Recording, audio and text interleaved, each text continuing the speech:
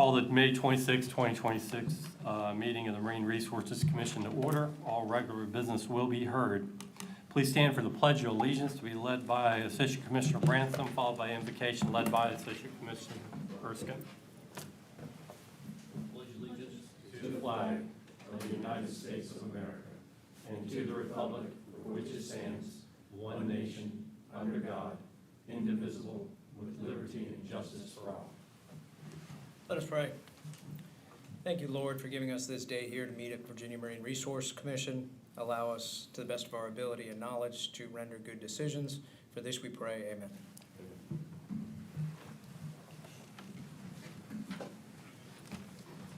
Approval of the agenda. Ask, is there any corrections, deletions, or changes from the commission members or the staff to the current agenda? Deputy Chief. Good morning, members of the commission. If they are still listed on your agenda, items 2B and 2C will be removed, and they'll be back before you next month. That is York River Yacht Haven and Mr. Richard. It's actually Mr. Richard and Mr. Tango, 2B and 2C. 2B and 2C. Okay, thank you. Yes, sir. We'll have those in June. Any other modifications? All right, need a motion to amend? Motion to approve the agenda as amended. Thank you. Second? Second. All in favor, say aye. Aye. Opposed? Ayes have it. All right, thank you.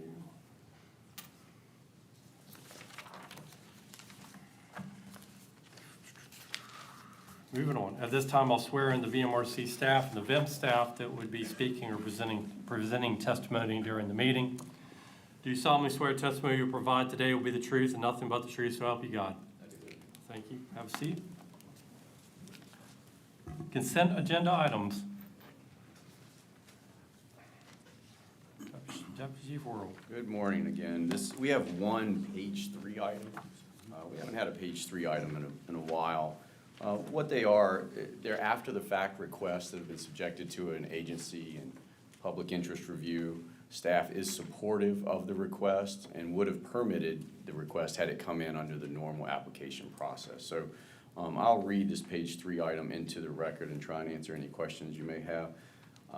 Ford's Colony at Williamsburg Homeowners Association is requesting after the fact authorization to retain a 9.5-foot by 19.5-foot floating dock, a 5-foot by 12-foot kayak launch with handrails, and a 5-foot by 36-foot aluminum gangway along Gordon Creek at 3475 Westport in James City County.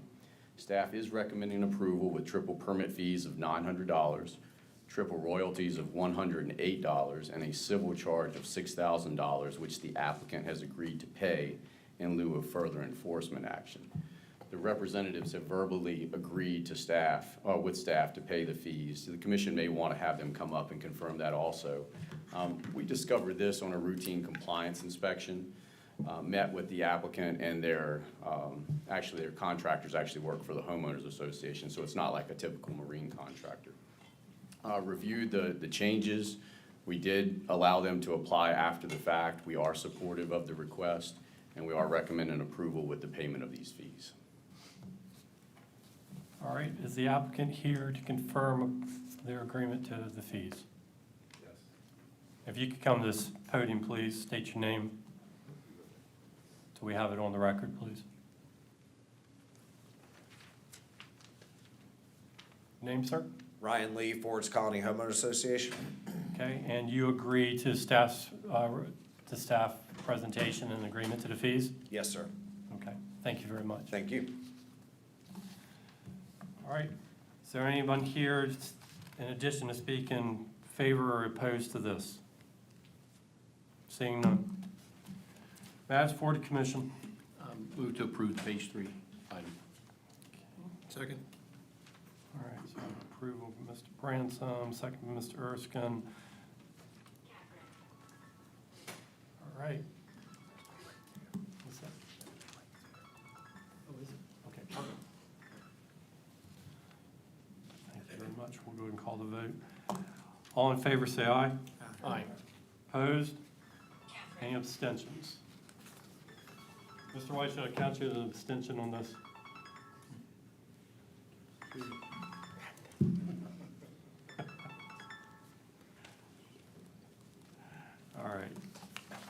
much.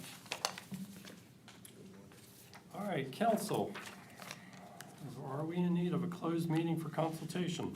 No, sir. Great. We approved the minutes previously. Did we not? Oh, I skipped right by it. Thank you. Keep me track. All right, let's go back to that. Are there any corrections, deletions, or changes from the commission members or the staff on the April 21st, 2026 commission meeting minutes? Seeing none, need a motion. Motion to approve. Motion to approve, Second. and a second. All in favor, say aye. Aye. Opposed? Any abstentions? Okay. Thanks, AJ.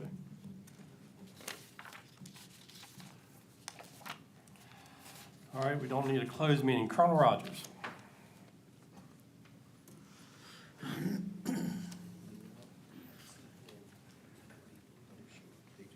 Good morning. Morning. I would like to call up Marion Self, please.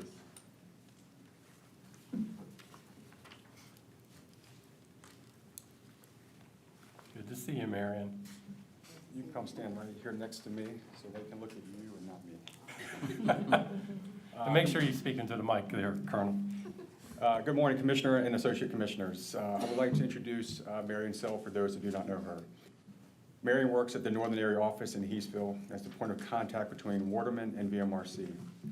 Time and time again, the agency receives compliments, letters, and remarks recognizing Marion for her professionalism, courtesy, and commitment to the Waterman and VMRC. From my interactions with Marion, well, she is a saint. I am unable to thank her enough for being the face of VMRC and the law enforcement division in the northern area. As such, I thought it fitting to have Marion before you today to introduce and recognize her for her 20 years of service to the Commonwealth. Please join me in thanking Marion for her service with her 20-year service award from the Commonwealth of Virginia along with her plaque.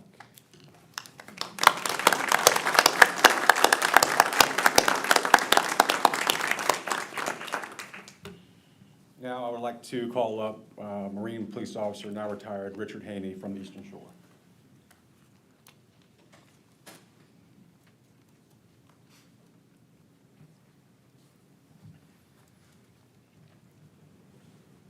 Same thing, real close to me, there you go. It is often said that employees are replaceable. This statement irks me to my core, and that's because every employee brings unique qualities and skill sets that may be and often are difficult to replace. This will be the case with MPO Haney. When I first arrived at VMRC, I received briefings on every officer within the division. As one can imagine, there were a variety of comments ranging from the avoid at all cost to vitally important to the division. MPO Haney is vitally important to the division, and his retirement creates a significant void that will take years to fill. Truly, they are big shoes. But MPO Haney has served this division and agency with distinction for 24 years, and if he must, begrudgingly, I will come to terms with his retirement. That said, I bring him before you to recognize him for his service with the following. It includes a patch and his badge that he wore by Code of Virginia. I have to permanently mount it and present it to him, and on there is a plaque that says Richard B. Haney Jr., Marine Police Officer, 24 years of service, May 13, 2002 to April 30th, 2026. This Virginia Marine Police Officer badge number 806, worn on the waterways of the Commonwealth, which symbolizes your outstanding and dedicated service as a protector of marine and aquatic natural resources. Congratulations. Thank you.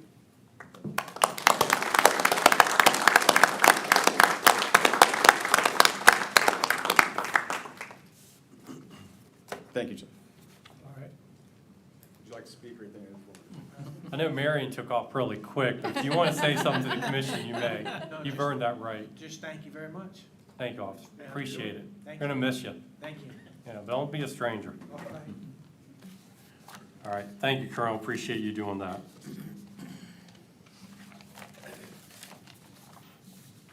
All right, moving on.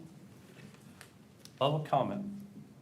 Is there anyone in the audience that wishes to speak on an item that is not on the agenda today? Items that are not on the agenda today. Anyone wishing to speak? Seeing none. Moving on. Permits, projects over $1 million with no objections with staff recommendations for approval. Good morning. Once again, we only have one page 2 item. That is for York River Yacht Haven. Is requesting authorization to install and backfill 647 linear feet of vinyl bulkhead, 2 feet channelward of the failing bulkhead, to install 2 finger piers and 4 boat lifts on F dock, 7 finger piers and 8 boat lifts on G dock, install 34 floating and fixed finger piers, which will create 40 boat slips on H dock with 22 boat lifts, and install a 505-foot access dock and a 322-foot floating access dock on H dock. All along Sarah Creek at 8109 Yacht Club Road in Gloucester County. Staff is recommending approval with a special condition that the permittee contact staff for a pre-construction meeting with the marine contractor. This also is exempt from royalties due to the code section exempting full-service marinas that sell and service vehicles. We're available for any questions. Any questions for Deputy Chief Worrell? Seeing none, is there anyone here to speak in favor or against this proposal? That wasn't a hand going up, was it? No, sir. Okay, just want to make sure. Okay, seeing none. Need a motion? Move to approve as briefed. Who's approves? Second? Second. Mr. Erskine. Any discussion? All in favor, say aye. Aye. Opposed? Any abstentions? Ayes have it. All right. Item 6. Good morning. This will be C. Marshall Flagg Jr. and Alina F. Flagg, VMRC 2026-0543. Yes, sir. Good to Morning, see you, Ms. Commissioner. Harris. You too. Good morning, Commissioner, associate members of the commission. I'm Kylie Harris. I'm one of the engineers within the Habitat Management Division, and today we'll be hearing the request by Mr. and Mrs. Flagg, VMRC number 260543, to construct 2 80-foot stone breakwaters and a 35-foot stone spur backfilled with clean sand and native wetland plantings for the construction of a living shoreline adjacent to 188 and 256 Bayview Lane. This is situated along Indian Creek in Lancaster County, and this project is protested by an adjacent property owner. So that's why it's before you today. Here we are in Lancaster County. We're located southeast of Kilmarnock for the project site along Fleets Bay Neck. The site does have an extensive fetch of about 20 miles all the way over to the eastern shore. Notated by the blue stars are the applicant's 2 parcels, and then the red star notates the protestant, Mr. Klein's parcel. He is the adjacent riparian property owner. The southern APO, the Hill family, they have signed off on this proposal. They have no issues. Again, here is an aerial overview. This is an approximated property line by staff as the county's GIS site didn't have an aerial overlay. So as you can see, there's an existing growing field here that the applicant, the Flaggs, have. Then Mr. Klein also has growings in this growing field that continue. These are the existing conditions at the project site prepared by the agent. Mean low water is notated with this blue line, and then here is the approximate property line with Mr. Klein. As you can see, there's an existing growing field. The applicants have 5 growings currently, and Mr. Klein has, I believe, 2 on his property. And for the proposed conditions, I marked up and color-coded the applicant and agent's submittal. This is the approximate property line again. The proposal is to remove all of the applicant's timber groins. That's 5 timber groins are proposed to be removed, which is a little bit different than what's in your briefing packet. That change came this morning, that the applicant wishes to remove all of the groins instead of leaving one in place, as that did not resolve the protest. These are the 2 stone breakwaters, 80-foot long by about 20-foot wide maximum, and this is the proposed stone spur. It's called a spur because it extends off the revetment here on the property. It would be backfilled with clean sand and planted to create intertidal habitat. Here's just a little bit of a closer view so that you can see, the water is still notated here in blue. The gray is the stone portions, and then the yellow is sand, and the green are the proposed plantings. There's no impacts to submerged aquatic vegetation or oyster ground either, as notated in your evaluation. This is a cross-section of the proposed living shoreline with the base width of the breakwater is proposed to be 20-foot maximum, backfilled with clean sand, and planted according to the planting schedule attached. And now I'll walk you through some site photos. So we're starting at the southern end of the property and working towards the Protestants' property. This stake here indicates the end of the proposed spur, and then we'll be, again, heading towards the Protestants' property in these series of photos. This is current site conditions. There is active erosion on site. You can see these trees are being undercut. Some of the trees have fallen over recently too, and they are losing sediment. Again, you can't actually see it, but the water, or the fetch does stretch all the way to the eastern shore here, so they have extensive wave energy.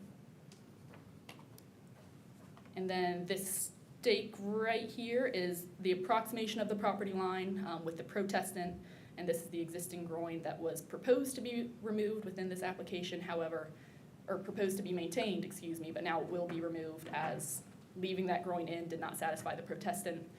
So it just makes it easier for the applicant and agent to remove that in order to install breakwaters.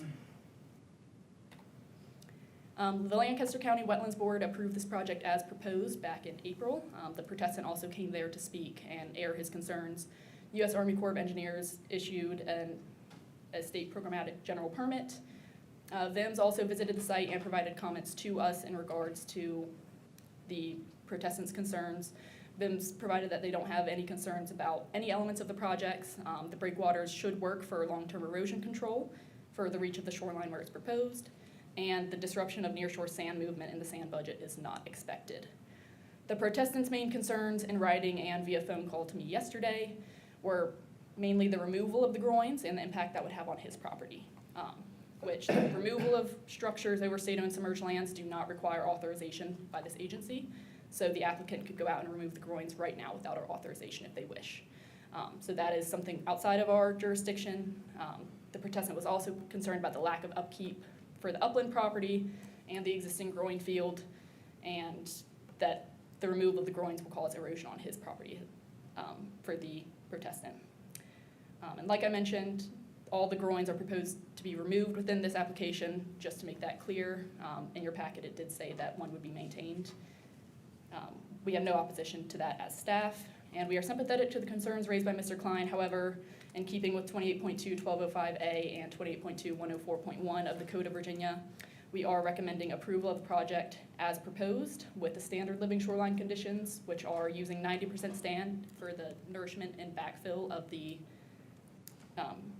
breakwaters and planting the native wetland vegetation as noted on the drawings.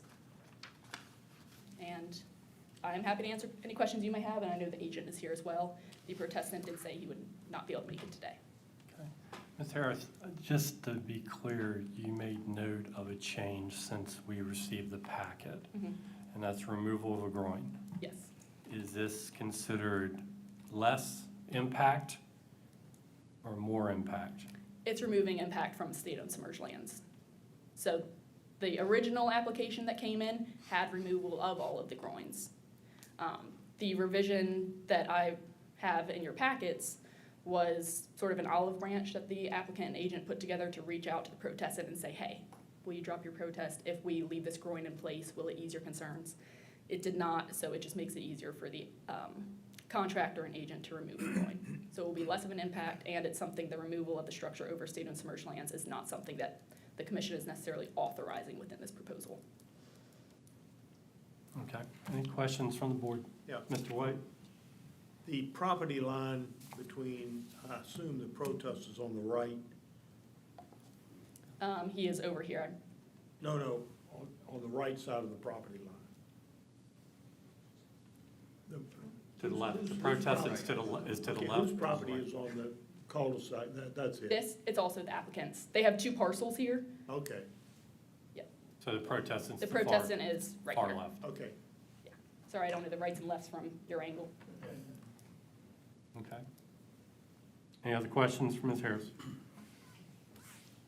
All right, thank you. We'll get you back up. The applicant here to speak.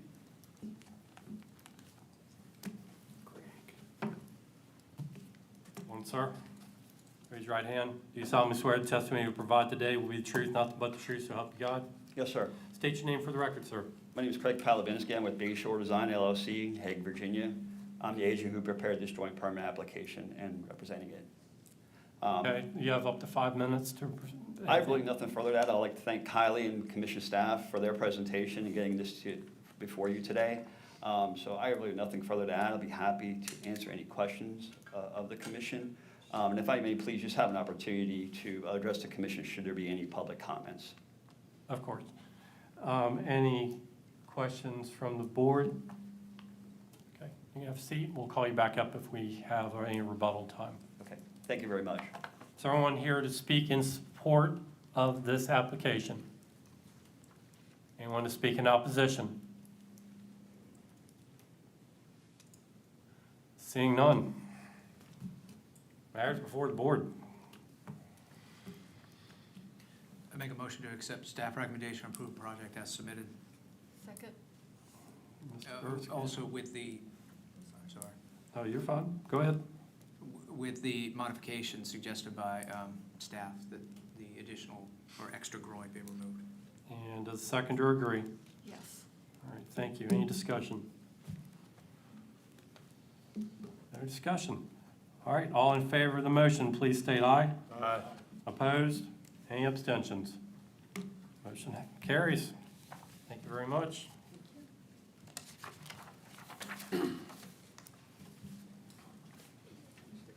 All right, item 7, Raymond is it Chalonier? I'm gonna get that right? I believe it's Challoner. Challoner? Okay, thank you. VMRC 2026-0182. Good morning, all. My name is Kirsten Travis with the Habitat Management Division. I'm here to present to you Mr. Challenger's request to VMRC number 2026-0182. He is requesting commission authorization to install 208 linear foot of riprap revetment, the toe of which installed a maximum of 12 feet channelward of an existing bulkhead.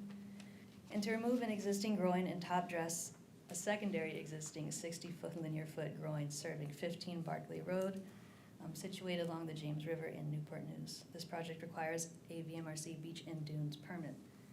You're here today acting as the Beach and Dunes Board. Usually these are presented to you as a page 2.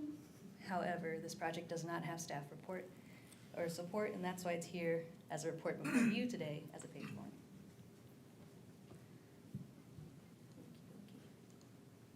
So again, we're in the city of Newport News along the James River. Here is an aerial image view. You can see the existing erosion control structures. Those were permitted by the commission in 2012 under 2012-1481.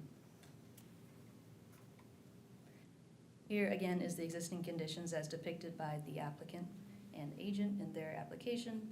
Again, the existing erosion control structures are seen on the aerial view, plan view section, and you can also see by this faint gray line the existing bulkhead. Here is the project proposal.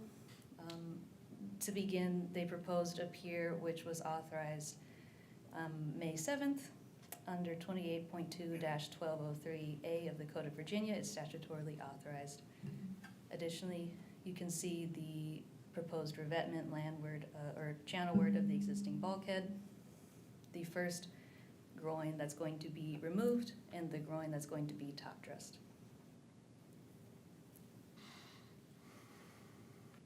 Here's our cross sections. The top shows you the cross section of the proposed revetment. Again, a 12-foot channelward encroachment. This is the cross section for the proposed groin top dressing. This will increase the height 2 feet above mean high water. These are photos taken on site. The stake shown shows the channelward extent of the proposed revetment. We were on site twice as staff, once with Vince and the other second time with the agent and contractor. This is a polygon showing you the extent of impacts to the established beach. This is the looking downstream. We're at the upstreammost portion of the beach. Again, I provided you a polygon to show the channelward extent of our revetment. This is the downstreammost portion of the beach, adjacent a city right-of-way. We are looking now upstream, and another polygon to show you the channelward extent of the established beach. Moving back upstream, this is the groin to be top-dressed. And this is the groin in which the rock will be removed to top-dress the previous groin. As you can see, there is a collection of sand showing the functionality of these groins. When we visited the site with VIMS, we all agreed, and VIMS provided later comments showing that there is no active on-site erosion from natural processes. Erosion control structures, again permitted in 2012, are functioning, providing a well-established groin, field, and beach. The staff agreed there's not adequate evidence of erosion to justify the proposed riprap installation. This would cause a loss of 2,496 square foot of beach. Accordingly, after considering all factors contained in Chapter 28.2, 1403 of the Code of Virginia, staff find this proposal to be an unreasonable and non-permissible use of the state-managed beach resource and recommends denial of the project as proposed. We also, based on VIM's comments, recommends leaving the groin field in its existing orientation, as there are concerns with altering that orientation affecting the beach negatively. That's a possibility. I'm here for any questions. Additionally, the agent is here if you have any questions for them.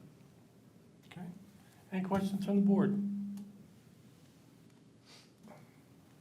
See none at the moment. Probably have you back up. Yes, sir. Is the applicant here? The applicant's not here. I'm the agent representing them. Do you wish to speak? Yes. Please come to the podium.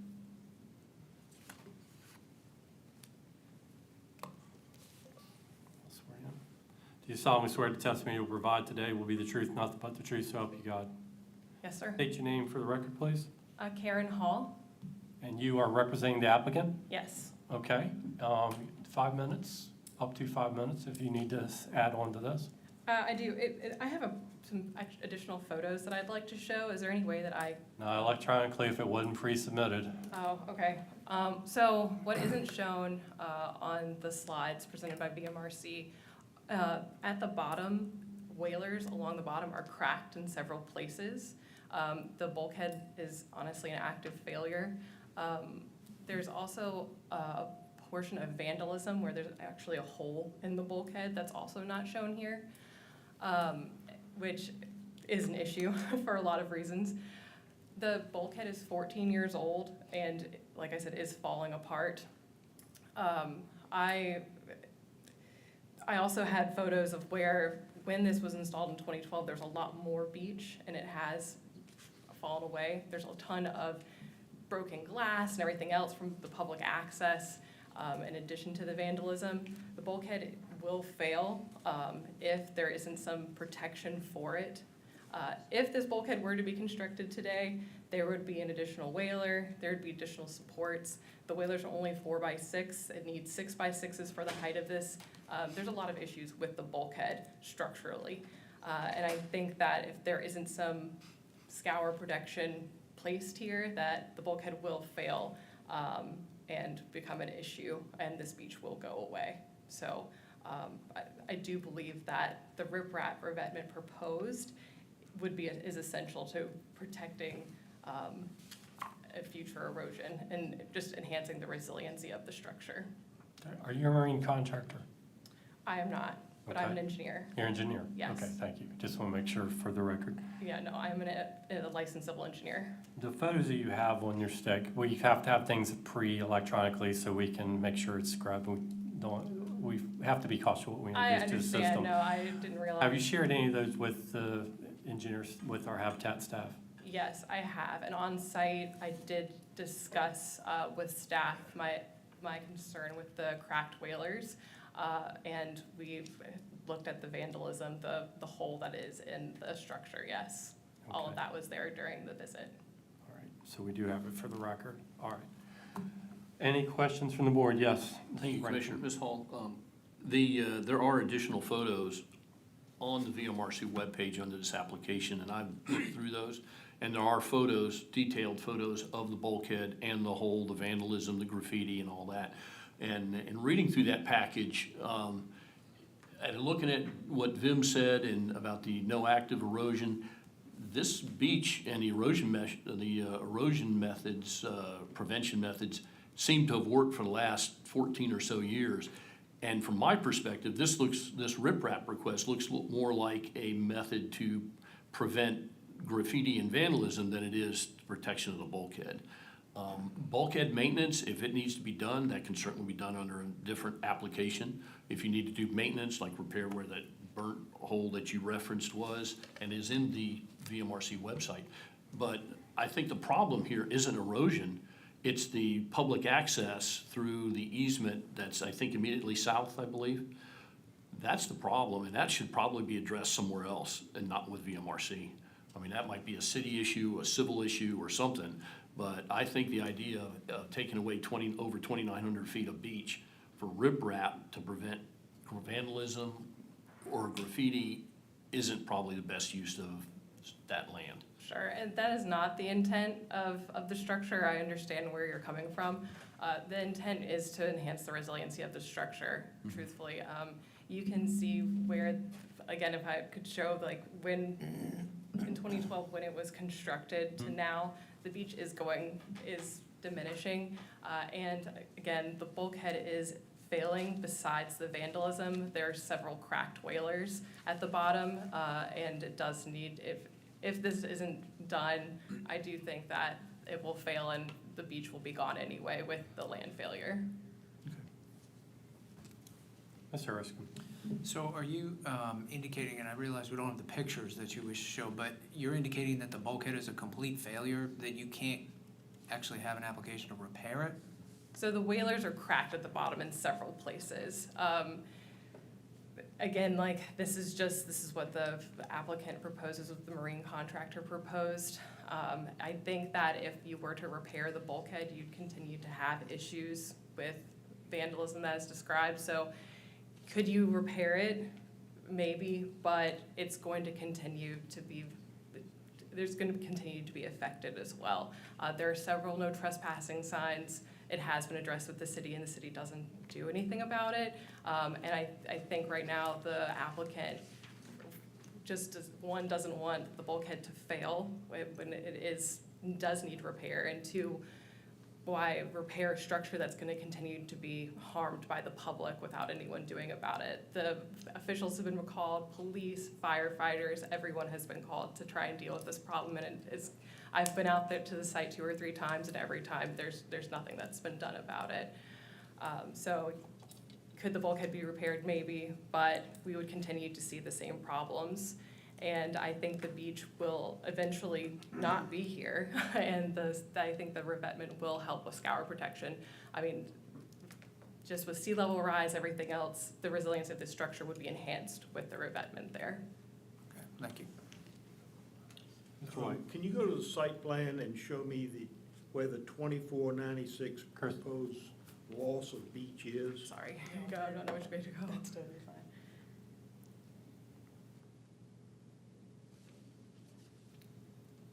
I will start by saying that's approximately why I added the red polygon, so you can kind of see the encroachment. Additionally, here is the plan view requested. This is all above mean high water, so that beach jurisdiction that we are discussing, the bulkhead would be this face, so all of this rock is that proposed 2,400 and what have you. So if they do this repair or this change, we would lose 2,500 square feet of beach. Is that what you're saying? Yes, sir. Okay. Any other questions? Thank you. Thank you. So anyone here to speak in support or opposition of this application? Seeing none. This matter is before the commission. A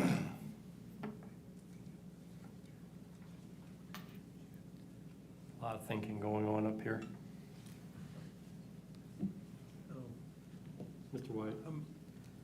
really having a hard time with this because we're denying somebody that wants to improve their property. Yet, the reason I'm hearing is that we're gonna lose 2,500 square feet of beach, basically. Correct. We feel that there's no evidence of that shoreline erosion that they're concerned about in viewing and inspecting the site. Speaking with our scientific advisor at VIMS, they tend to agree. Additionally, we've inspected the bulkhead on site. VIMS also agrees. I don't see any damage to the bulkhead from natural processes. Of course, there is that point of vandalism that was documented in our staff photos. A meeting on site with the agent and contractor, the contractor confirmed that could be replaced in line. I believe any repairs necessary could be replaced in line of the existing bulkhead. So it's more of a need for that loss or justification. So, for the record, if they just need to do maintenance, what do they need to do? They could apply for maintenance to the bulkhead, and we would review it again for any channelward extent and what those impacts would be. If they decide to repair it in line, it wouldn't necessarily need a permit from our agency, but again, it would have to be reviewed by the agency. Okay. No question, sir. Mr. Archibald, go ahead. So in the written document we have, as well as the agent, you met with the agent and the contractor, but not the applicant, is that right? No, sir, I have On never site. spoken to Mr. Challenger. At all? No, sir. Okay. I guess as a follow-up, sir. Go ahead. The 2012 permit that was to install the bulkhead, was he the original, you don't know if he was the original applicant for that? It was a Challenger, whether it was a relative or it was himself, I couldn't say. Oh, the same, okay, thank you.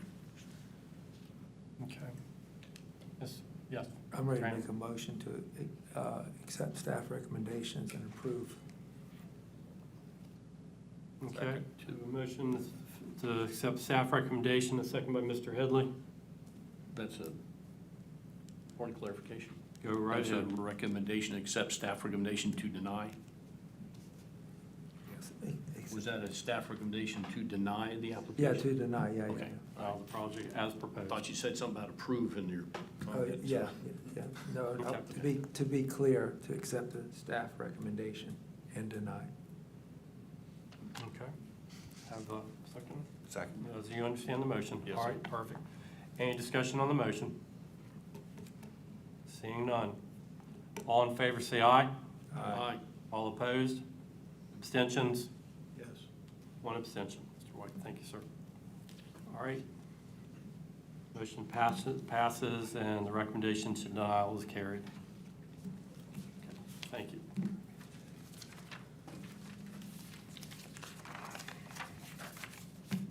Item 8. Charles Duke, VMRC, notice to comply 25-05. Which staff member is carrying this? Mr. Johnson. Morning. Good morning, sir. I don't have a presentation. This is really a request by the agent contractor for a project violation that you heard back in March 31 of this year, where Mr. Duke was the contractor for a condominium association that they were reconstructing their community access piers for water, including boat slips and floating docks. In March, you determined that the violation was substantial. You assessed Mr. Duke a $10,000 civil charge, and you also ordered staff to refer him to DPOR. Mr. Duke is coming back today, is my understanding, to request, he has paid the civil charge, and he's requesting that you do not refer him to DPOR. I believe his lawyer's here today. I can answer any questions on specifics of the case if you want to hear it, but that's the basic summary. Any questions, Mr. Johnson? Seeing none. Thank you, Mike. All right. Mr. Duke present? He's present as well as I. No reproach? Please approach. Thank you. Let me go ahead and swear in Mr. Duke. Since counsel, you're fine. Mr. Duke, you solemnly swear the testimony you provide today will be the truth, nothing but the truth, so help you God. Yes, sir. All right. Sir, state your name for the record. Charles Duke. And yours, Counselor? I'm Mike Ware, I'm an attorney in York County. Good morning. Good morning, sir. Commissioner. Good to have you here. Good morning, members of the commission. I'll afford you 5 minutes and we'll go from there. I don't think we need 5 minutes, sir. Okay. And I appreciate y'all reconsidering this matter. Mr. Duke was here unrepresented the last time. I will represent to y'all. Mr. Duke's been in the contracting business, marine contracting, for 22 years. First violation. This was a homeowners condominium association. I'm sure y'all probably remember it.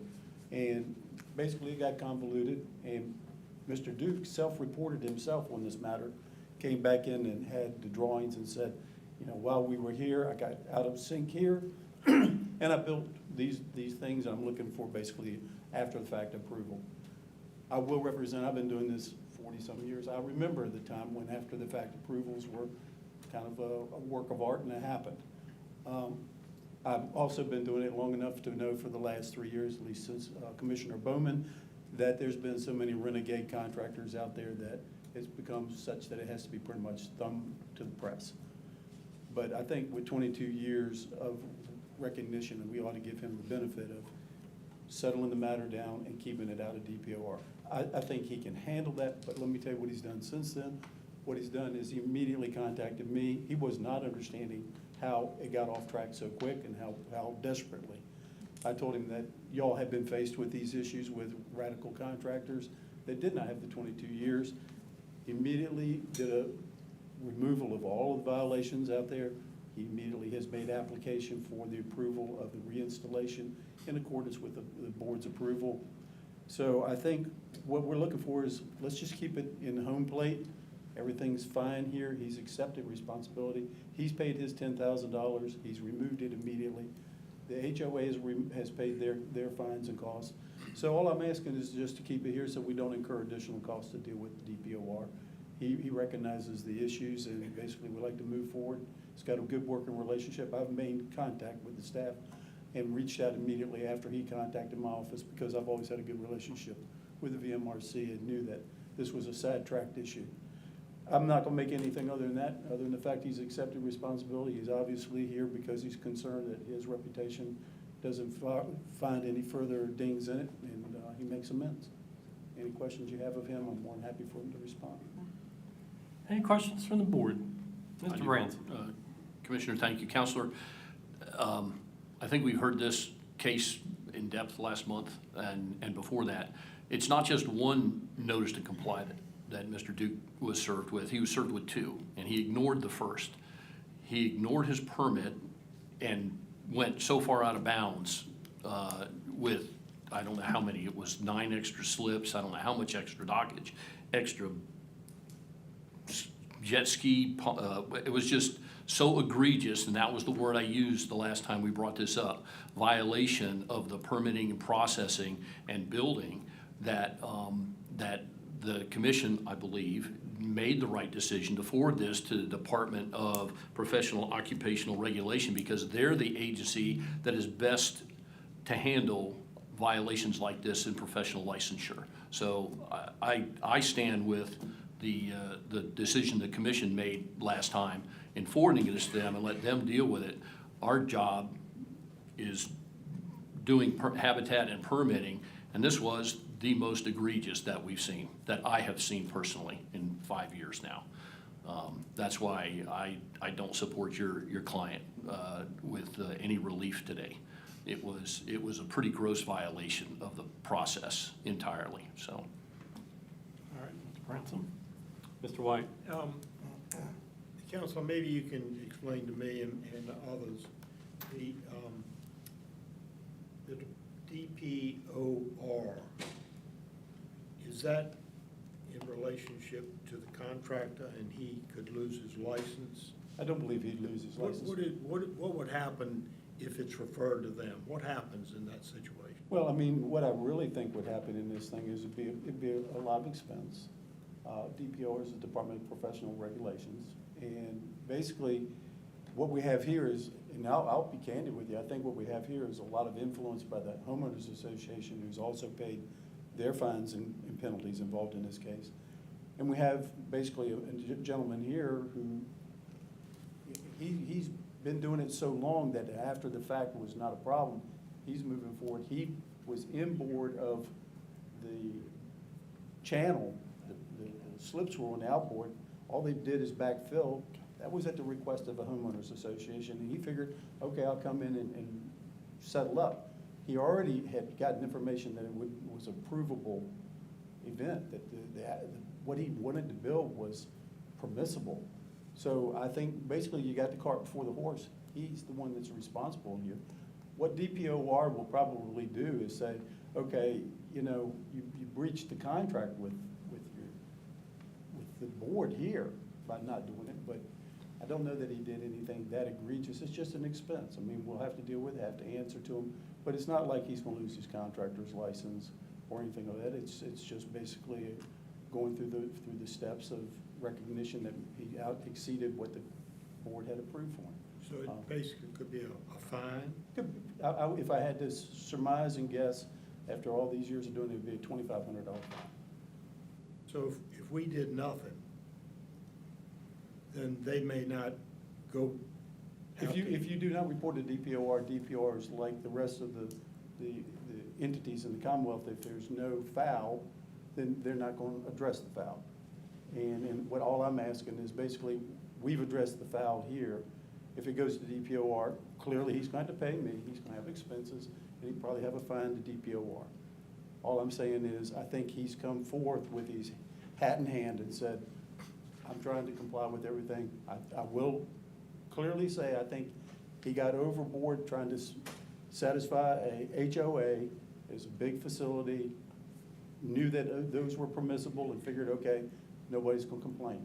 Historically, if he hasn't ever been before the board and he knows that historically you could go in with after the fact and get approvals, in his mind's eye, okay, I'm coming back to them and saying, this was permissible, I kind of went overboard, so let's just do after the fact. I've seen that historically was, okay, the board would consider, say, was it, ask staff, is it permissible? Yes. If he had applied for it originally, would it occur? Yes, blah, blah, blah. And so he's dealing from the old history. It's not the current world, and that's where we are. So besides the fine that he's paid, what was the cost of the removal and who paid it? He's paid it, and I think it was $30,000. It's $30,000. So you're in the whole 40,000 right now? Yes, sir. Go. Just for discussion, when we have violations with Waterman, we have the option of probation. Is there an option of probation to marine contractors? Not that I think we've ever had. I'm looking, I can't see the deputy chief or the chief anywhere, but No, sir. To my memory, excuse me, I can't ever remember placing or recommending that a contractor be on probation, other than we have contacted DPOR on a few instances in the past. thank you. I have a question, Counselor, for Mr. Duke. You keep going back to after the fact being commonplace at some point. Yes, sir. Has Mr. Duke ever gotten after effect from this commission? Yes, sir. Okay. Thank you.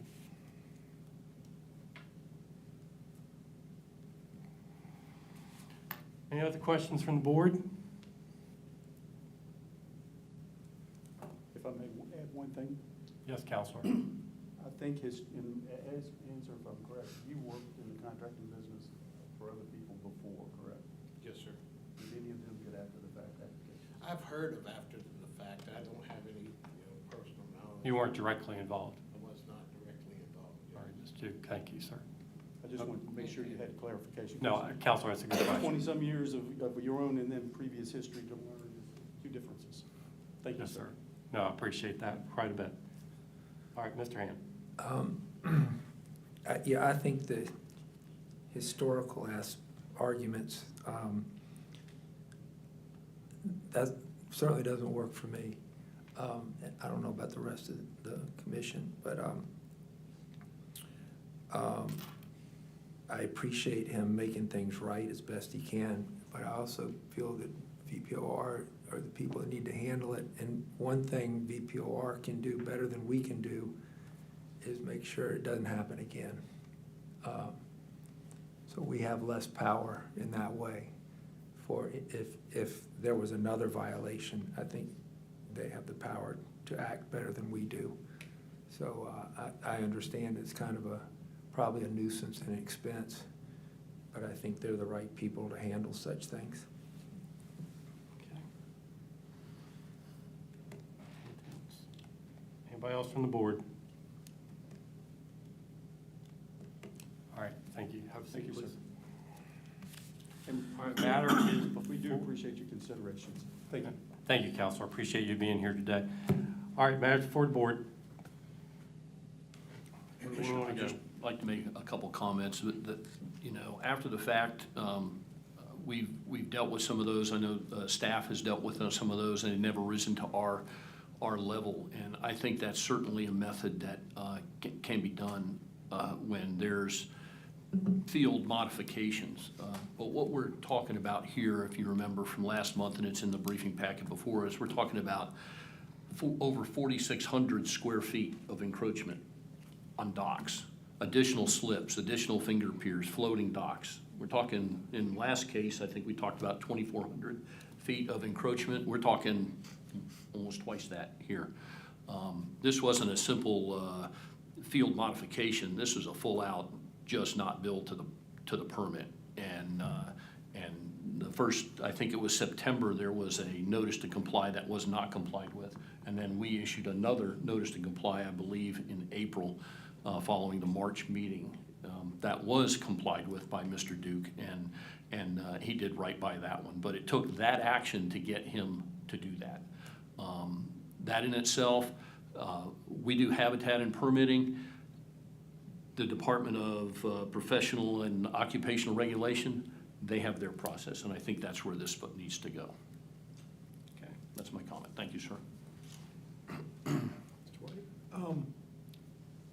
I really have mixed emotions about this because I agree with what y'all are talking about, but I think that the homeowners association is culpable in this, and they really haven't, to my knowledge, and I was at all these meetings, stepped to the plate and done anything, and the contractor has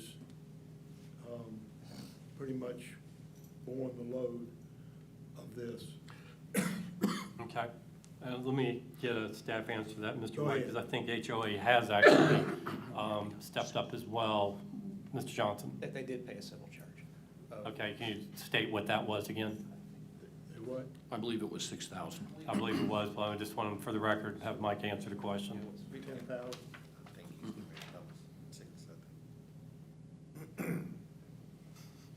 5,000, 5,000 to the HOA? and they did pay. Okay, and they did pay. All right, thank you, sir. So the contractor paid 5, not 10. And the contractor paid 10. HOA paid 5, and the contractor paid for the demolition. That's between the HOA and the contractor who's gonna foot that bill. We just Well, assessed that's our what civil he- charges. That's what he said, so I got to take. I don't have. We the assessed 5,000 the HOA, 10,000 Mr. Duke, and then the others that he stated was between him and the HOA. I have no knowledge. And I'm not doubting what he said, I'm just, for the record. Okay, thank you. I've been in the construction business a long time, and I've never had a situation like this, but I've had in cases where an owner will direct me to do something, and I know that it's maybe not right or wrong, I shouldn't do it. And it puts the contractor in a pretty much of a dilemma, and in most cases, I would just walk away and not do it. It's a precarious position because the owner's paying the bill, and the owner is the one that's in charge of this, and the contractor's caught kind of in the middle. I agree that he probably should have not done it. I'm not sure if he didn't know what he was doing, or what he did and did it anyway. That's kind of lost in my mind. But I feel like the contractor, and he's obviously a small business, has forked up $40,000. So I'm not sure that it's going to do any good to put him in front of the DPOR. Okay. Thank you, Mr. White, appreciate it. Any other comments from the board?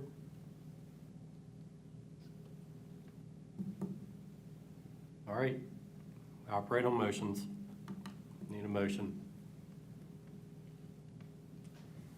Mr. Erskine. I guess my concern is that, and we've heard this at length last month, so I'm not going to go back through all that, but my true problem with this is the fact that he ignored the notice to comply from this commission.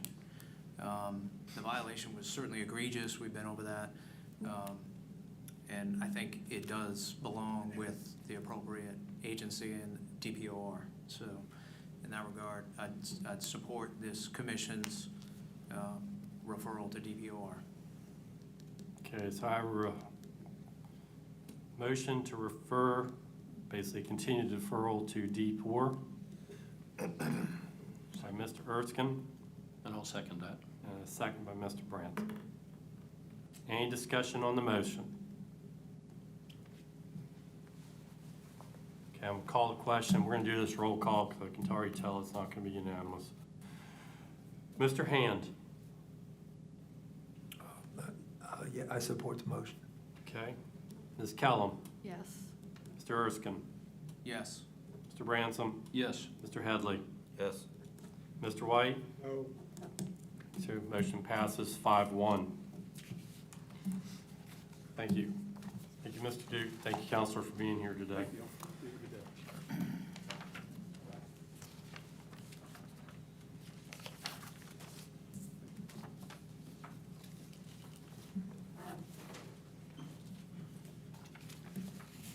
Public hearing pertaining to Atlantic tarpon. That's right. Good morning, everyone. My name is Ethan Simpson. I am the Deputy Chief here of Fisheries. Today, I am bringing a request for rulemaking in front of you. This is to adopt a new chapter of 4 VAC 20-1420 pertaining to Atlantic tarpon. This is to establish prohibitions on recreational and commercial harvests and create further gear limitations to decrease the likelihood of mortality on the migratory population of tarpon encountered in Virginia's territorial waters. So I'll start with kind of an overview of Atlantic tarpon in general. What you're going to see, I think, throughout this brief presentation is that there is not a ton of stock information or scientific information available on this species. In fact, there is no comprehensive formal stock assessment for the species, therefore stock status has not been determined. There are no federal fisheries management plans for this species. Every state manages this fishery on their own state-by-state basis. I will note that all states that do have regulations for the species encourage a catch and release fishery, and only a handful of states allow a once-per-year trophy tag to be purchased and used in pursuit of state or world records. In terms of the stock, what we do know is that a genetic study has demonstrated that there is a single transatlantic genetic stock of this fish species, which means that the fish caught here are genetically the same fish that are caught in Florida. They are genetically the same fish that are caught off of the western coast of Africa. Meaning that any sort of pressure at any part of their range could impact all other areas of their range. We know as well that since the 1970s, angler satisfaction surveys in some of the southern states have shown a steady decline in the quality of this fishery. This has been theorized due to habitat degradation and recreational release mortality, as they do have little to no food value, except in a few Caribbean countries that still harvest them. So in Virginia specifically, it was in the 1930s that the first recorded incidental catch of this species occurred.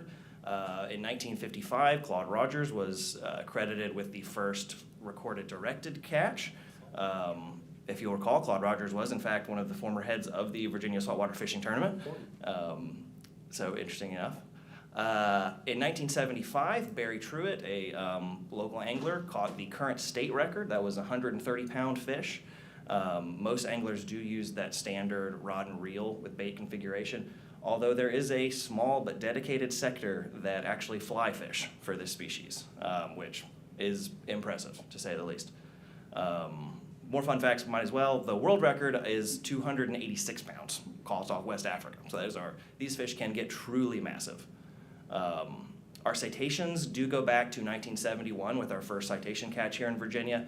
The highest landings, or the highest number of citations was in 1988. 23 individuals were called in, 20 were length citations, and 3 were weight citations. The last weight citation was submitted in 1994. Since then, it has been a catch and release only citation on record. Fishing normally occurs late June to early September. They're warm weather species. They are heavily concentrated within the seaside bays of the Eastern Shore and the southern Chesapeake Bay. Mostly encountered in shallow water mudflats and on high areas of high eelgrass concentrations. We did receive some public comment on this item. A draft regulation was distributed to the Finfish Management Advisory Committee. We received one comment back in favor as written, and we received one comment that requested additional prohibitions on archery fishing and non-mechanical spearing or gigging. We received 15 public comments on this item, all in favor as written, and we also received a letter of support from the Virginia Saltwater Sport Fishing Association, again, in support as written. So because this is a new regulation from scratch, we do have to go through each of the items within that regulation, so I'll begin with the purpose. The purpose of this chapter is to control the harvest of and minimize the negative impacts to the migratory Atlantic tarpon that enter Virginia's territorial waters. So we will continue with definitions. So most of these are, everything except for Atlantic tarpon that you see at the front exists in other regulations as written. So none of this is new. We define the Atlantic tarpon as any species of the Megalops atlanticus species, recreational vessel definitions, as well as recreational fishing definitions. And I'm happy to revisit these if we need to shortly, but I will continue on for now. We've defined bait. We defined a circle hook. That's an important one. It's a non-offset, non-stainless steel hook with the point turned sharply and straight back towards the shank. We've defined spearing as a means to fish while the person is fully submerged under the water surface with a mechanically aided device designed to accelerate a barbed spear. Gaffing, similarly, is means to utilizing a hooked metal rod to pierce the body of a fish to better facilitate it bringing on board a vessel. So 1420-30 concerning recreational fishing general. These are the 4 main provisions of the recreational sector. A, it says, it shall be unlawful for any person fishing recreationally to possess Atlantic tarpon at any time. Any Atlantic tarpon caught shall be returned to the water immediately. And section B, it shall be unlawful for any person fishing recreationally to gaff or attempt to gaff an Atlantic tarpon. Section C, it shall be unlawful for any person fishing recreationally to spear or attempt to spear an Atlantic tarpon. And then finally D, any person fishing recreationally for Atlantic tarpon shall use non-offset, corrodable, non-stainless steel circle hooks when fishing with bait. Continue with the commercial fishery prohibition. Again, there is no commercial value to this species, so just to make that clear, it shall be unlawful for any person to take, harvest, land, or possess tarpon for commercial purposes, including being offered or intended for sale, barter, or trade at any time. And finally, the penalty. As set forth in 28.2-903 of the Code of Virginia, any person violating any provision of this chapter shall be guilty of a Class 3 misdemeanor, and a second or subsequent violation of any provision of the chapter committed by the same person within 12 months of a prior violation is a Class 1 misdemeanor. So at this time, staff would recommend that the Commission consider the adoption of Chapter 4 VAC 20-1420 pertaining to Atlantic tarpon to establish prohibitions on recreational and commercial harvest and create further gear restrictions to decrease the likelihood of mortality on the migratory population of tarpon encountered in Virginia's territorial waters. And happy to take any questions. Thanks, Deputy Chief. Any questions from the board? Mr. Bransom. Mr. Simpson, in the public comments, the 15 that were received, there was a number of them made comments about commercially caught, incidental catch or bycatch. What are your thoughts about that, whether it's gill net or by I don't know, pound net or whatever. Sure. I mean, it's certainly possible that it could happen. It is possible. I will say that I did take a look at our observer data and our discard data. We have not encountered a tarpon in any of the observer trips that our staff have conducted on gill nets. But as you said, it is possible that these animals can be caught in some of these gears. They are located primarily in these shallow mudflats and eelgrass beds, so that should limit gear interactions, but they are highly migratory. They could be wherever. Yeah, I have seen online and received comments about having seen tarpon on their way up the coast. So that's why I bring up the possibility that there could be some entanglement or some incidental catch by commercial watermen, and the idea that, you know, they can't harvest or whatever. But, you know, that was brought out in public comments, and I just wanted to get your take on, your thoughts on it. I doubt that nobody's gonna catch them on gill nets or pound nets up on the shallows of the Magathi Bay or wherever they're doing this kind of thing, but anyway. Thank you. I can speak from my time, my experiences for the last, I guess, 20-plus years, knowing about this fishery and how much has been kept quiet up until today, that I can't think of any commercial harvester that's actually brought it up to me at all. It's always been recreational and very hushed tones. So, yeah, I can't think of any discard issues with commercial I've ever heard of here in Virginia. But then again, it could be hushed tones on that too. I will say to that point that this fishery has continued to expand over the last decade. There are dedicated social media groups. There are guides that take out anglers specifically for this. So while I think it has been a closely guarded pseudo secret for a while, I do think the cat's out of the bag. And Social media, yeah. You can't hide from social media. Someone's got to post a picture.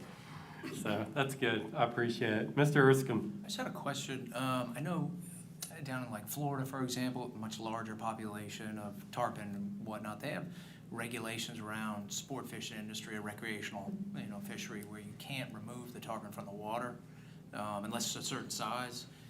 Any consideration in this regulation for something like that? It was considered early in this conversation.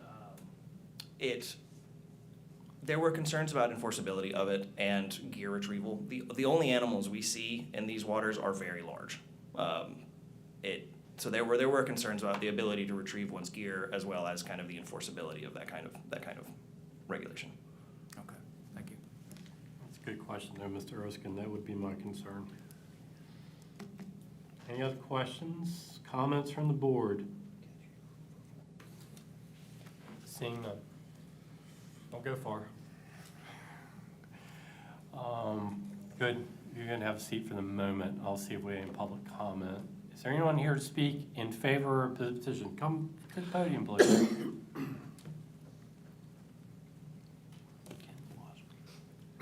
Sir, do you solemnly swear the testimony you'll provide today will be the truth, nothing but the truth, so help you God? I do. State your name for the record. My name is Kendall Osborne. Mr. Osborne, please proceed. You have 3 minutes. I am in favor of this regulation, and I've been tarpon fishing in Virginia for decades. I actually participated in the genetic study here in Virginia. I sent some samples of fish that were caught here in Virginia. And the main point I want to make is I really do want you all to reconsider having to keep tarpon in the water, especially the big tarpon. It's difficult to describe, but if you pick a big tarpon up, when they're out of the water, it's like holding a saturated towel or something. They kind of lose their shape. They're not tough like a redfish. When you pull a redfish out of the water, I mean, it's like Hulk Hogan or something. But tarpon are not like that. They just kind of disassemble when you lift them out when they don't have the support of the water. Kind of like a barracuda. If you've ever had a barracuda out of the water, they're kind of like that. So I think it would be very easy on item A in the regulation where it says tarpon should be released back to the water, whatever the exact language was. All it needs to be changed is tarpon need to be released in the water. If you just change it to release in the water, that would certainly encourage people to keep them in the water. And the tarpon, keeping tarpon in the water over 40 inches is required in Florida. And as far as enforcement, I think it has been enforced through social media. Somebody, that's how you enforce it. When some guy got their big tarpon in the boat, well, there's your evidence. And the other thing is that law has been completely accepted in Florida. Nobody complains about it. The anglers have adapted to that. If they catch a big tarpon, they just keep it in the water. It's not a big deal for them. And the last thing is that in the years I've been fishing here, I've only seen a handful of tarpon that were under 40 inches. The fish that swim up here to Virginia are generally bigger fish, you know, probably average 75 pounds. We've seen some 150s easily. But we don't have very many small fish, small tarpon, so you could just say, you don't have to do even the 40 inches. You could just say tarpon need to be released in the water. Okay. And I really, maybe I could thank you in advance for doing that. Appreciate it, Mr. Hopper. Any questions? Any questions? Yeah, I got that. So I've got a couple. Mr. White first. So the first rule up there, I forgot, we said if you boat him, that's what you're worried about, if you boat him. Why can't the rule be just cut the leader when you get him to the boat? Will he shake the hook like other fish, or how's that? They can shake the hook. It's not, if you have two people, it's really not difficult to lean over the side and have one person hold the fish and have the other try to get the hook out. Once you start doing that, you don't even think twice about it. And I will also say that I've only had 2 tarpon in my boat in the years that I've fished. Once intentionally and once by accident, because it jumped into the boat. And you don't really want a tarpon in the boat anyway. I mean, they're like a green cobia. I mean, they're gonna break stuff. The whole boat's gonna be slimy. I mean, you don't want to bring them in the boat anyway. So just tell people to keep them in the water. They'll be saving money. Okay. Saving on tackle. Mr. Branson. Thank you, Commissioner. Mr. Osborne, thank you for coming here today. I'd like to point out that Mr. Osborne is one of those fly fishermen that targets tarpon with a fly rod. And when you're, and I see what you're coming from with this. The other bycatch on the eastern shore when you're tarpon fishing, and by the way, I have not been successful, is sharks. Yes. And I don't know anybody that wants to bring a shark in to get their lure back. Correct. And so the idea of keeping them in the water, treat them just like the shark, just leave the Right. thing in the water Right. and let it go. So I appreciate you coming here today and sharing your experience, so. Any other questions from the board? Seeing none. Thank you, Mr. Thank you. Osborne. Is there anyone else here to speak? Come forward, sir.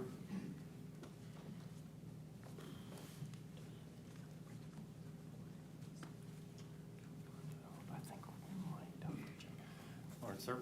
Do you solemnly swear testimony to provide today with the truth, nothing but the truth, so help you God? Yes. State your name for the record. Wayland Hunley. Mr. Hunley, you have 3 minutes, sir. Drove down from Richmond this morning. I'm a recreational angler. I have the good fortune of having a saltwater license, a freshwater license, a trout license, and I'm a fly fisherman. I also have a pulling skiff that is registered here in Virginia that I pull down the Florida Keys in March. I fish for tarpon and then come back to Virginia. And the thing that I like most is to get on the back of the skiff with an angler, someone who is a young person, someone who is not familiar with fishing, and to show them what it's like. And the tarpon, of all the fish, is the most majestic fish that one, I think, can see in the water and live. And the tarpon is the fish that appears on the Sistine Chapel. Michelangelo painted the tarpon as the fish that swallowed Jonah. But tarpon up and down the East Coast, those who fish for tarpon, who are sportsmen, who try to do it the right way, will fish with respect, in particular to the tarpon.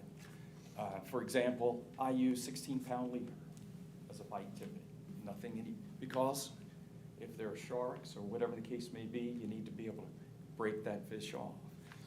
One of the key things in this rule, as in most jurisdictions, is don't use stainless steel hooks because they don't rust out. You want to rust out a hook that will rust out. I have been an active follower of Bonefish Tarpon Trust, which is an organization that has conducted a significant amount of research on the tarpon, tagging tarpon in Florida, tagging tarpon in the Bahamas, Cuba, and watching where they go. And it is amazing to see how much a tarpon will travel, not only from the Florida Keys up through the Carolinas and in Virginia, and perhaps even more. Last year they were sighted up even further, but also to Louisiana, Texas, and Belize. It is just an incredible animal, and I think this is a wonderful first step. I also agree that taking them out of the water is not the best thing. Using heavy leader, there are lots of things that one can do as a sportsman, doing the right thing. But this is one of the things that I jumped for joy when I heard about it. In fact, a conservation officer sent it to me that I happened to fish. And I've had the good fortune of fishing a member of the legislature, a judge, little kids. And they all seem to, when you tell them, you know that you can kill a tarpon in Virginia? The question is why? It doesn't make sense. So I applaud this group for giving this consideration, and I do support it. Thank you, sir. Any questions from the board? Seeing none. Thank you, sir. Anybody else speak in favor or opposed? Seeing none. Matters back before the board. So it's a good discussion about whether or not to keep it in the water. Mr. Hand, go right ahead. Yeah, that was my question for staff is, I'd like to understand, why that's not in there. For me, even if it's not enforceable, it raises more awareness that you shouldn't take them out of the water. So my question would be, is there any other reasons why it maybe shouldn't be in there? There are not. There are other, I previously stated those concerns of gear retrieval and enforcement were the original kind of reasons it was left off. I will say, this is at the whim of the commission. We can develop that language. That's something we could do. I do have a draft version of A that includes those prohibitions. I will say it is draft, so may need tailoring with working with our law enforcement, but I can pull that up. Okay. So this includes essentially the language that is used in Florida, that any tarpon over 40 inches must remain in the water at all times unless in pursuit of a state or world record. Well, let's hold on there for Okay. a second. I for one, would support that. All right. Thank you, Mr. Hand. Mr. Ransom. I was going to recommend to the commissioners that the recreational fishing general provision, I think is -30, that you take out shall be returned to the water immediately with must remain in the water. No tarpon may be removed from the water, period. And that's wholly enforceable. That's easy to enforce. They observe it out of the water, it's a violation. And the second thing I would ask my fellow associate commissioners to consider is under commercial fishery prohibitions to have 2 paragraphs. The first, as written, that says it shall be unlawful for any person to take, harvest, land, or possess tarpon for commercial purposes, including being offered or intended for sale, barter, or trade at any time. Paragraph B would be any tarpon caught commercially by any means shall be returned to the water unharmed. That's just to provide coverage for commercial watermen who may or may not end up incidental catch in some net or whatever. That when they bring fish in with a net, sometimes they can't sort them at the rail, they may bring them in the boat. They can release them as soon as they can possibly do so. So I'd like to, if we could, Commissioner. What was the first one there? I have it written down here. Take a look, please. Let's just do what the majority of the public opinion input was to keep them in the water It's most easily enforceable. And the second is to provide some coverage to a commercial waterman who may, in the process of hauling a net or some fishing device, has a tarpon in their net or their catch, that they do bring it on board and they release it as soon as possible, that they don't face any sanction from doing that. So question for staff. Do you recall if the Florida regulations had any definitions of what in the water means? I could not find anything, no.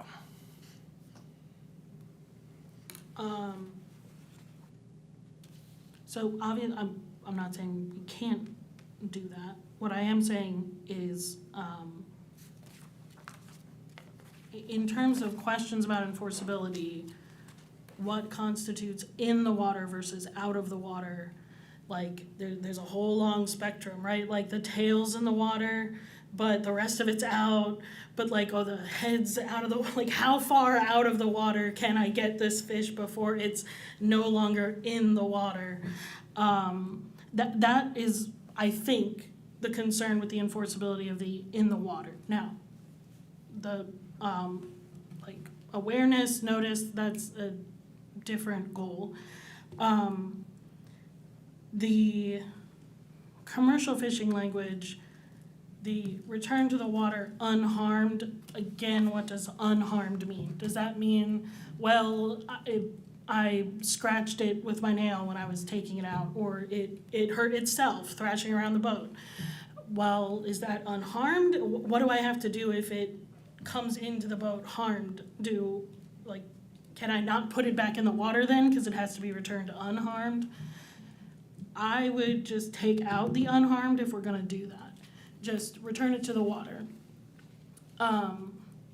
Because I think what the purpose is for that is, like, we don't want them to actively hurt the fish, right? I don't know is that a concern? Like, have we heard of commercial fishermen, like, actively? Again, we have not had any observer coverage that has encountered a tarpon. I have not heard of any commercial harvester encountering them, so I couldn't tell you. No, unfortunately, I don't have any records that indicate one way or the other. Again, my experience is that's very uncommon, if ever.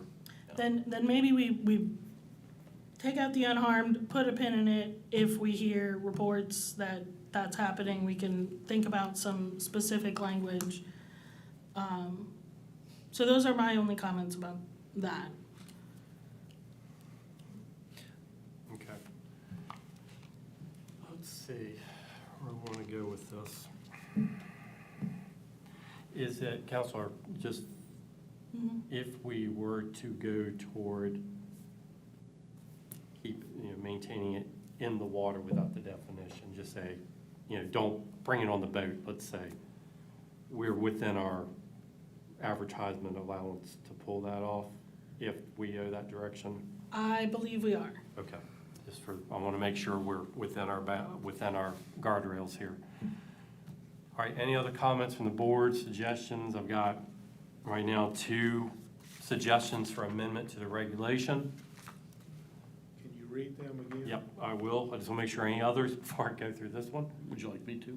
Yeah, go ahead, Mr. Ransom. Okay, thank you, Commissioner. Under paragraph 4, VAC 20-1420-30 concerning recreational fishing general, paragraph A, it would read, it shall be unlawful for any person fishing recreationally to possess Atlantic tarpon at any time.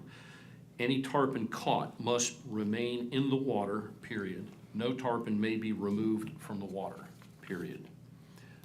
And then under the following commercial fishery prohibitions, paragraph A is as already written. Paragraph B would be new, that says any tarpon caught commercially by any means shall be returned to the water, period. Okay. Any questions on the amendments? None. I will second that. All right, well, are you going, you want to put So that? moved. You want to make it as a motion? All right, and we now have a second. There we go. I figured that was a motion. I just want to make sure. All right, I have a properly made motion and a second. Any discussion on the motion? Seeing none. All in favor of the motion, please state aye. Aye. Opposed? Abstentions? Motion carries. We now have a regulation on tarpon. Got to find a place to cram it into the recreational cheat sheet. I'm thinking we ought to regulate oyster toads next. No. Mr. Branson, I haven't explored censor yet, but.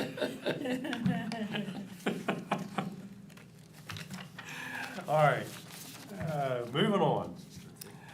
Item 10, license status request. Chief Kenyon, you've had a quiet morning so far. It's a good thing. Yeah. What we got? So staff did receive a license status request from Mr.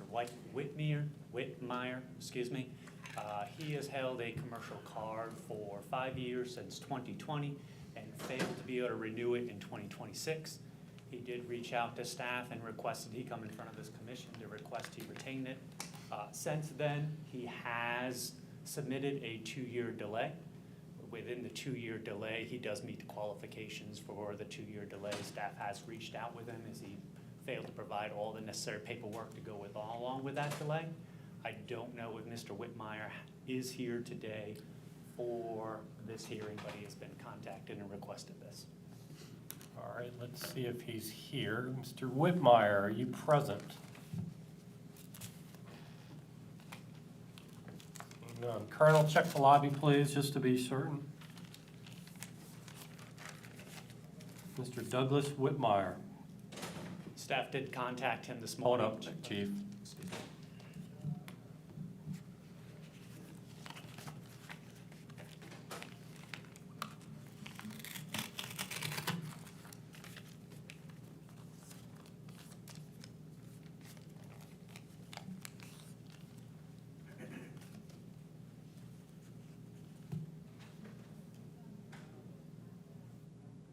Thanks.